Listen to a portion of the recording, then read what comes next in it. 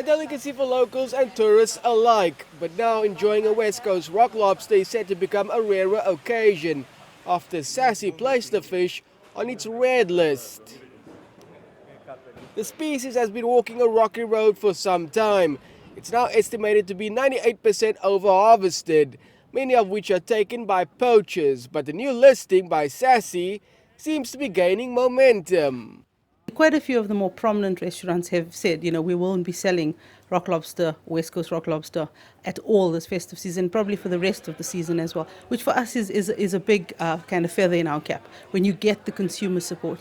This campaign is not aimed at a particular consumer, it's aimed at all consumers. So from your recreational fisher to your retailer, to your consumer, to your high-end restaurant, to just about anybody, your international tourist that would come to South Africa to eat West Coast Rock Lobster. For the last 19 years, the Codfather restaurant in Cape Town's trendy Camps Bay has been serving up West Coast Rock Lobster to its clients. And now it also has to abide by the red listing as members of SASSI. There are other shellfish that are popular as well, like prawns and langoustines, but fresh lobster is always the best seller. Patrons, though, have been supportive.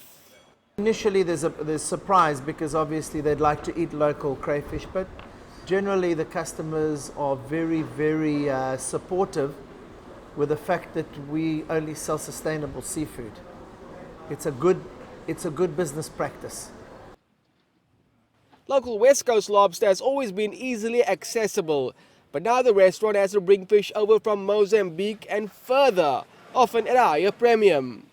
It's unfortunate because restaurants like ourselves who now have to buy sustainable crayfish from other parts of the world or other parts of Africa and sell, and it's immensely costly for us to bring it in and fly it, and my margins are very low.